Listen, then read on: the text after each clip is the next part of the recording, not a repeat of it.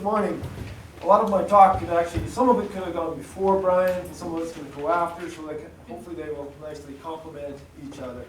This was kind of work that came out of some work that I actually did a number of years back with Barry Adams, and actually in collaboration with quite a number of the scientists in Alberta, where we were trying to get a handle on, because of the carbon credits that are available in Alberta, it all of a sudden became much more of interest, and all of a sudden much more,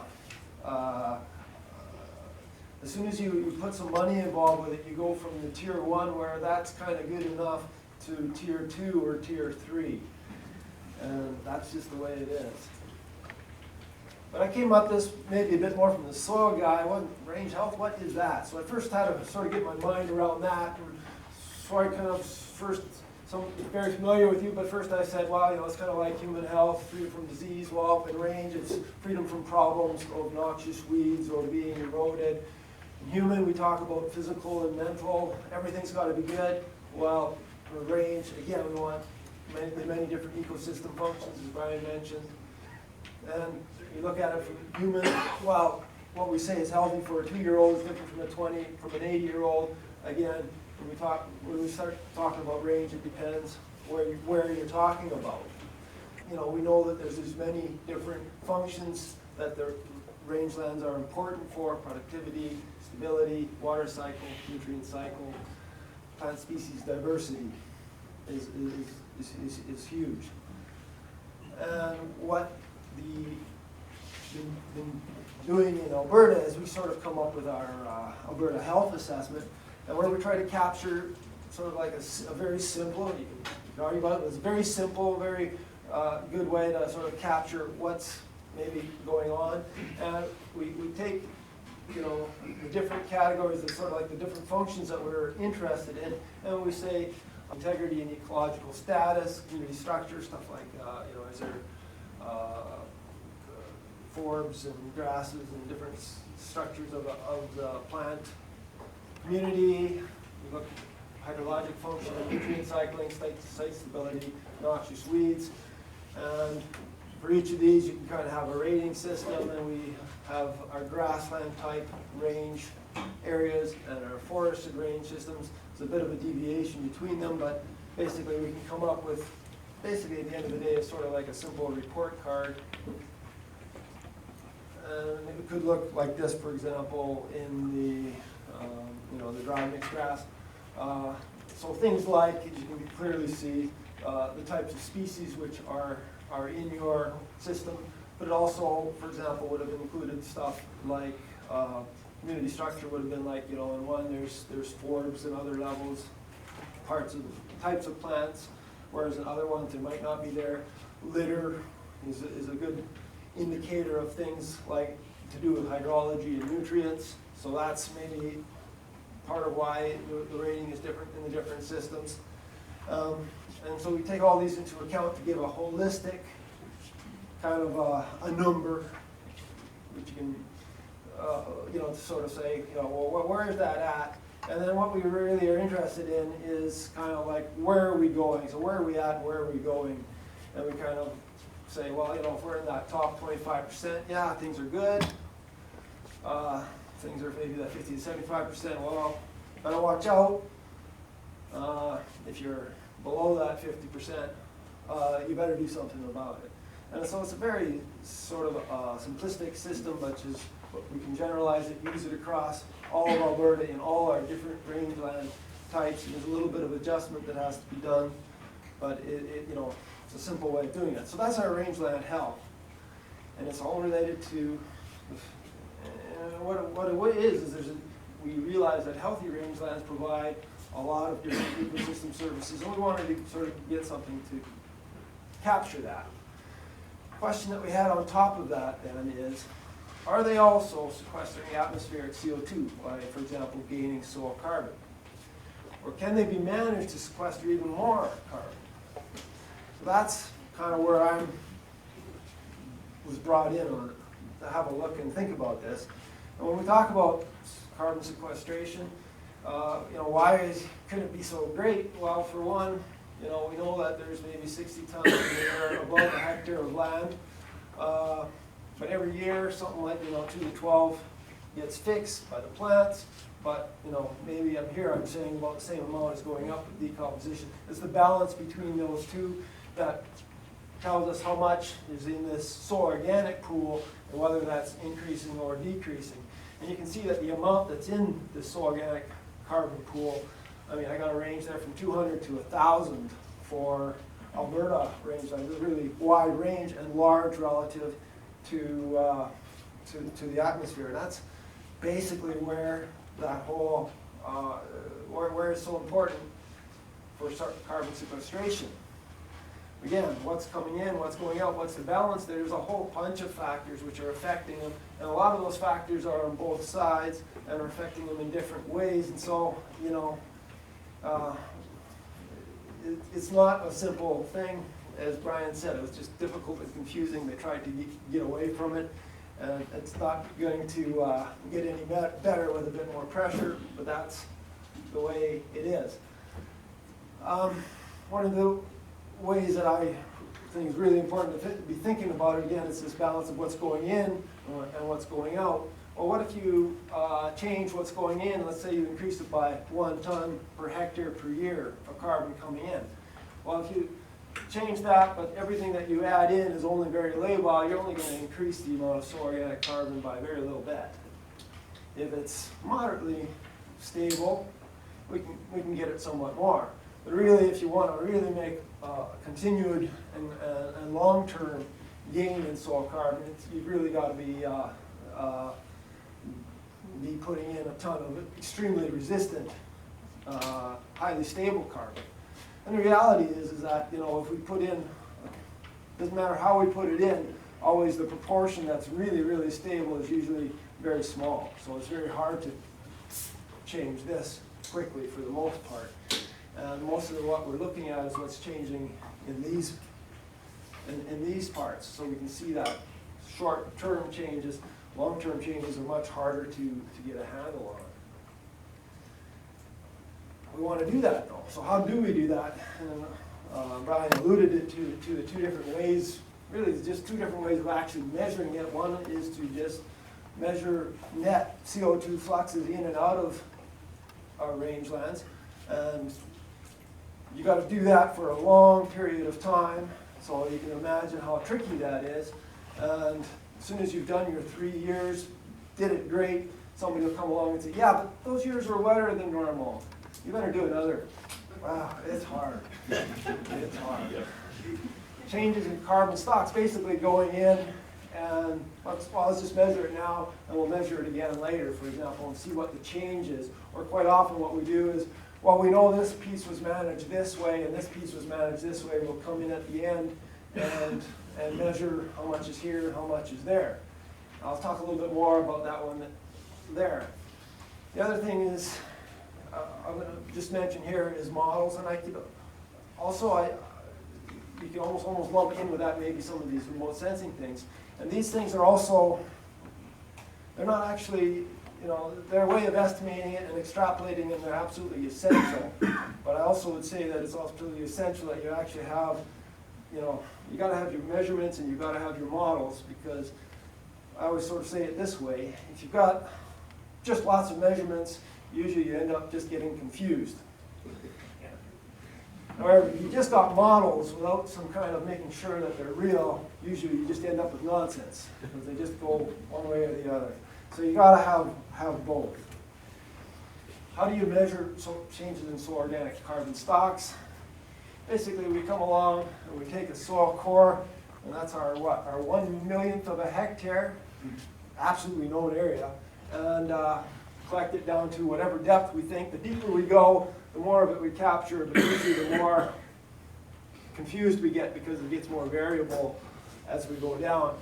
Usually most of the action is close to the surface, but you got to get deep enough to get below where things are really happening. So you got to get below the rooting depth for the most part.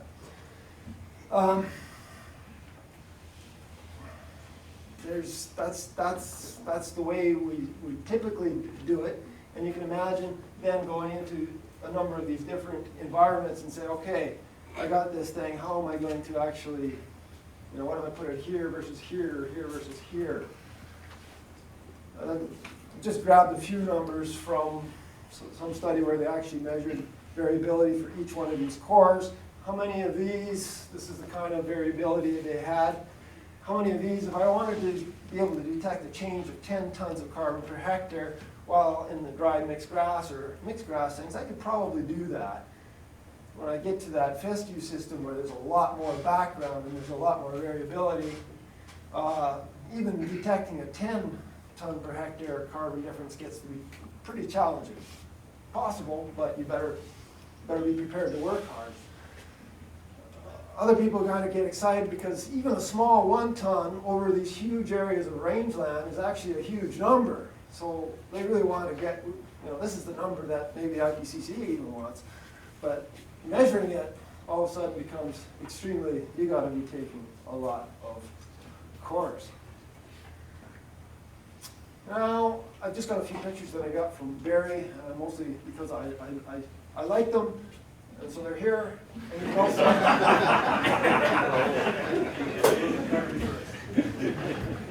but you can almost imagine as well the way that soil organic carbon is varying in these landscapes, at least twofold, probably an order of magnitude. And many of our rangelands are very complex landscapes. Even where they're even somewhat more simple, there's still a lot of shrubs and microtopography, sometimes broader scale, but also, well, there's ways of doing this, but it's not easy.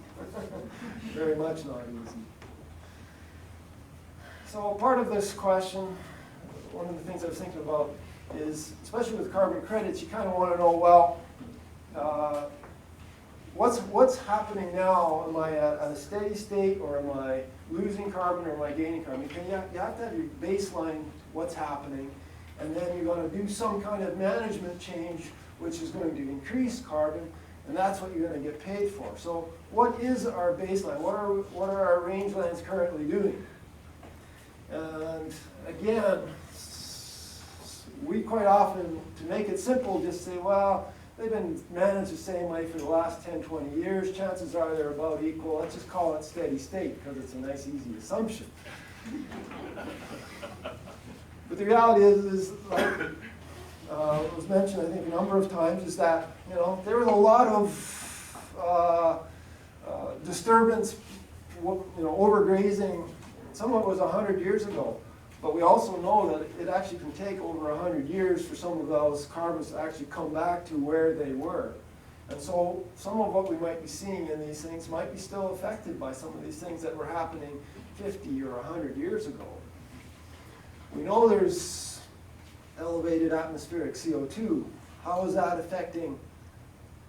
That's in there a lot of different places on both sides, or at least especially on the NPP, the net primary productivity side. We know there's been shifts in plant populations, type of plants. So especially if you think about shrub encroaching and trees and that sort of thing. Climate change is perhaps also affecting maybe broader changes in frequency of drought. We know it's affecting, or we pretty good idea it's affecting temperature. So what influence is that perhaps having on our background changes in carbon? And even though we don't have a lot of nitrogen deposition, we know our nitrogen, our grassland systems are really quite sensitive to the amount of nitrogen that's coming in. And I know there's quite a few areas, especially in northern Alberta, where that's really increased. And there's enough there to actually probably make a difference.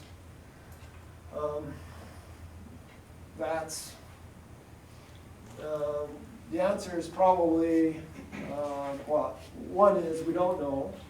We could probably say it's not going to be big, so I'll probably give you a number and I'll give you an error bar like this. One of the things we do know, which has been alluded to a number of times as well, is if we take stuff that's degraded cropland and we bring it back to rangeland, we know we can get back a bunch of that carbon. And we can kind of think of this wheat fallow area as just an extremely unhealthy rangeland. Well, it's not rangeland, but it's just extremely unhealthy. And we know that probably when it was first converted, we lost, 30 tons of carbon. And our idea is that over time, we should be able to get that back. Here's just, different areas of the different soil zones where they've estimated how much do you lose. And you can see that our estimates here are now from 25 up to 40, 44 or something like that. So in other words, these are large enough we can actually measure these changes. That's great. And it does vary somewhat, but here's an example from Bow Island where we had long-term cropland where we put into different rotations, and we can see that here's my unfertilized grass, which we might say would be one of the ways that we can do it. And we can get this fairly large, and we can actually measure this increase relative to where we started, and also relative to other type of rotations, this carbon gain. And here we've got just 40 kilos of nitrogen in this per year going into this, and you can kind of see that you can get almost as much gain again. But again, so that's why I think sometimes some of this nitrogen deposition stuff might be having more of an impact on what we think. What I would mostly say, looking at a lot of that sort of data is that, I think we're realistic to say that we can't expect similar to, gains as we had losses initially.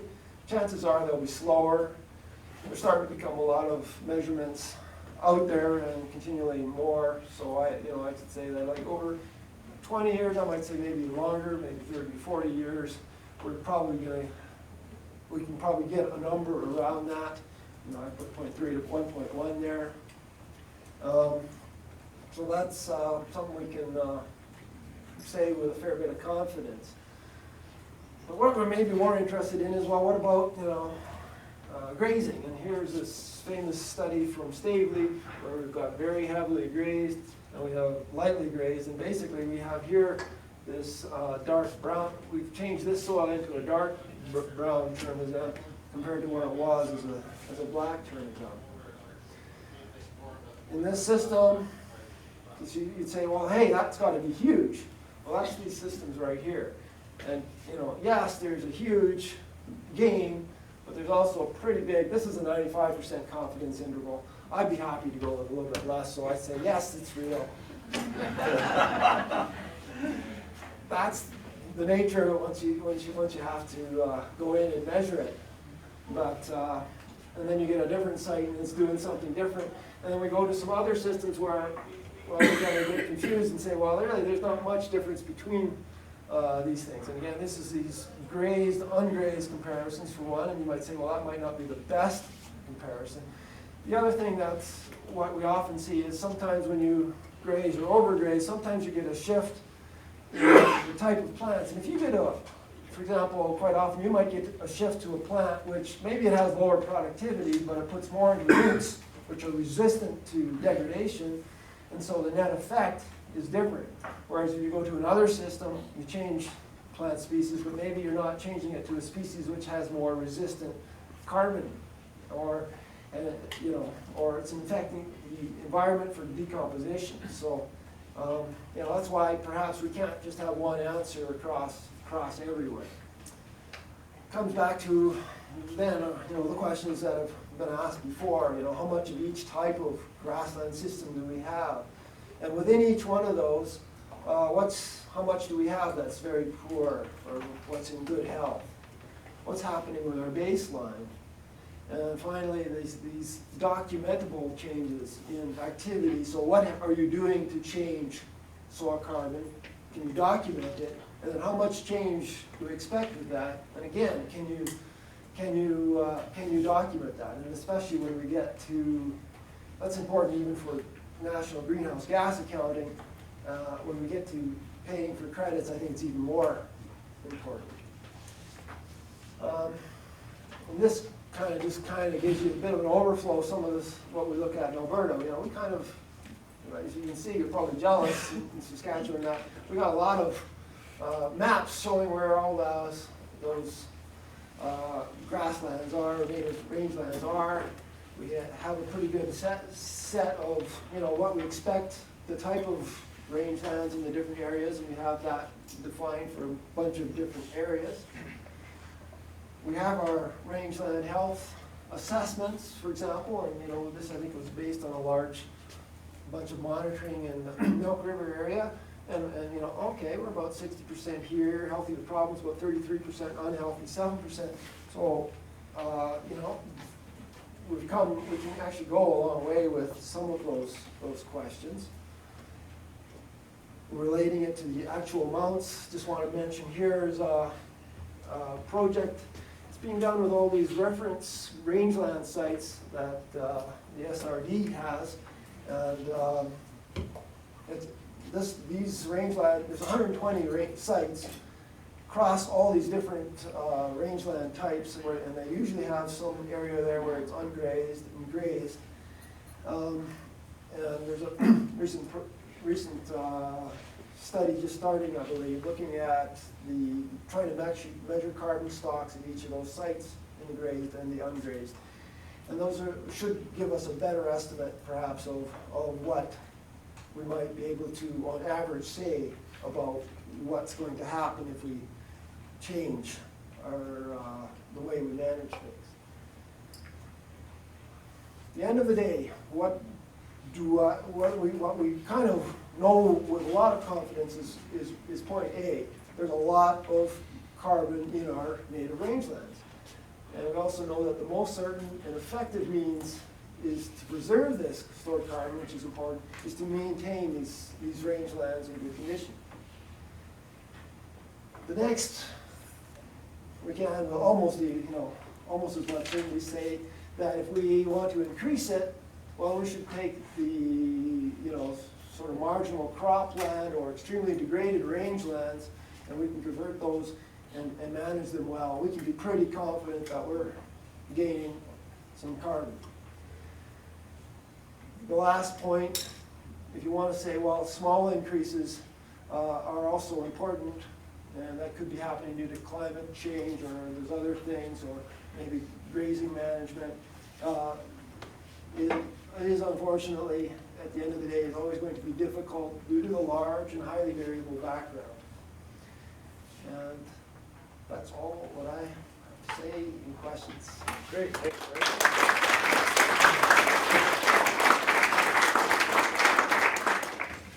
Okay, a couple of short questions for Eric. On the tall grass, we tried fertilizing with nitrogen to see if we could increase carbon stocks.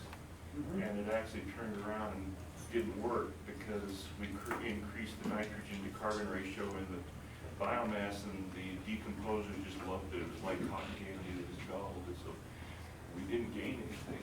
And so I'm wondering, nitrogen enrichment may not be an answer to getting more carbon. I think that's a very good comment, and it depends where you are and where you're going to.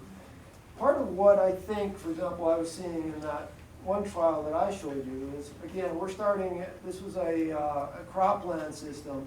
It wants to build up carbon. Well, we know organic carbon is 10-to-1 nitrogen. We need some nitrogen to get that system up.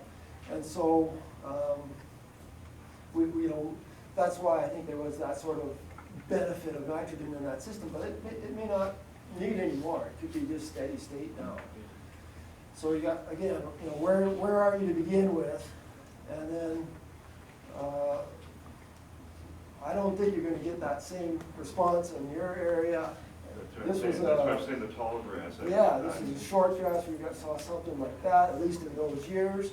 Again, there might be some weather things going on. We've moved up into another area in our forested type rangelands. I don't, again, it might be different. Yeah. Is there opportunity for, or have there ever been any other kinds of assessment done on those reference sites, like biodiversity surveys or species at risk surveys, to look for correlations between those measures and range health? Barry, you want to know a lot Yes, more about yeah. those sites. There's, Yeah. in terms of the reference areas, we measure product every year. And they're on a 3-year cycle, we do a vegetation survey inside them. So that data is what we use to classify and partner with our plant community nutrition. But there has been, there's been a number of studies that have been done, not necessarily just at those reference areas. We've had people look at insects, bees, but there's been broader studies where range health has been used as a metric to related to things like biodiversity. ABMI is Jim's program. They're just adopting that as another metric in